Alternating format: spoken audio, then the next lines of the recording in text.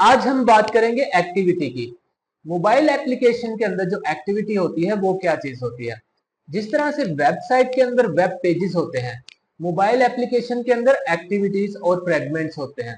Activity जो होती है वो आपके पूरे मोबाइल की स्क्रीन को कवर कर लेती है और उस मोबाइल की स्क्रीन के अंदर वो आपको ये फैसिलिटीज प्रोवाइड करती है कि आप इसके अंदर यूजर का इंटरफेस बना सके, जिससे यूजर इंटरेक्ट करके उस एप्लीकेशन को यूज कर सके।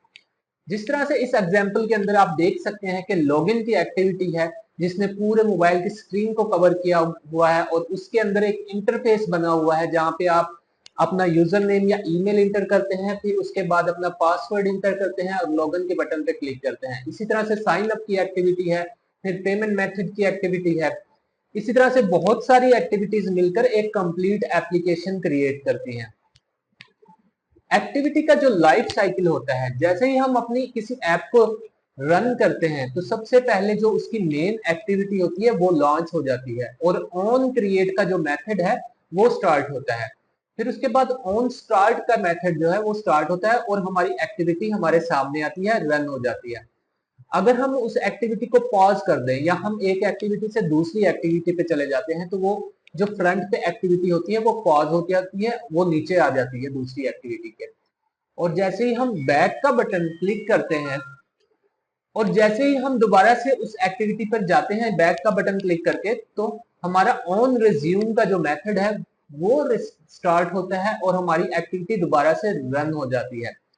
लेकिन अगर हम उस एक्टिविटी को स्टॉप कर देते हैं तो उस एक्टिविटी को दोबारा से स्टार्ट करने के लिए हमें ऑन रीस्टार्ट का मेथड यूज करना पड़ता है और तब जाके हमारी एक्टिविटी दोबारा से स्टार्ट होती है। लेकिन अगर हमारी ऐप का प्रोसेस एंड हो जाता है, किल हो जाता है, तो हमें दोबारा से ऑन क्रिएट के मेथड पे जाना पड़ता है और फिर दोबारा से ये सारा प्रोसेस शुरू हो जाता है। लेकिन अगर हम ऑन डिस्ट्रॉय का मेथड यूज करते हैं तो हमारी जो एक्टिविटी है वो शट डाउन हो जाती है और हमारी ऐप जो है वो बंद हो जाती है।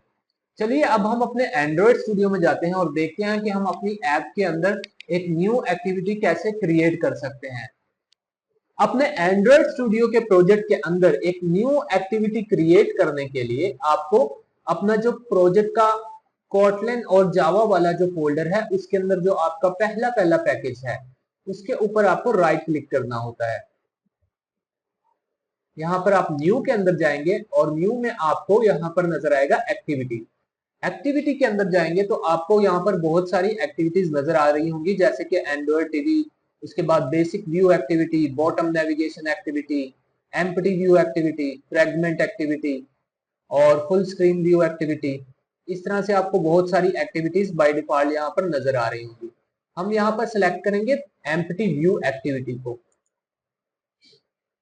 और यहाँ पर आप अपनी एक्टिविटी का कोई भी नाम दे सकते हैं, जैसे मैं यहाँ पर अपने केस में नाम दूंगा यहाँ पर लॉगिन एक्टिविटी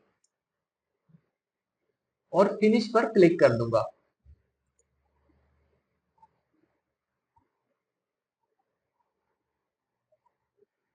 आप देख सकते हैं यहाँ पर हमारी एक्टिविटी क्रिएट हो चुकी है। जैसे ही हम न्यू एक्टिविटी क्रिएट करते हैं उसकी .kt फाइल यहाँ पर आपको इस पैकेज के अंदर नजर आ जाती है, जैसे लॉगिन की आपको यहाँ पर नजर आ रही है।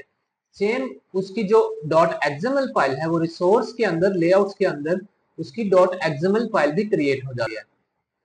आप देख सकते हैं यहाँ पर इसका इंटरफेस आपको नजर आ रहा होगा व्हाइट स्क्रीन की सूरत में। होप सो कि इसमें आप अंडरस्टैंड किया होगा कि एक्टिविटी क्या होता है और एक्टिविटी लाइफ साइकिल क्या होता है। अपनी नेक्स्ट वीडियो के अंदर जितने भी इंटरफेस के कंपोनेंट है बेसिक, जैसे कि टेक्स्ट व्यू, इमेज व्यू वगैरह, हम उसको स्टार्ट करेंगे। Thanks for watching this video.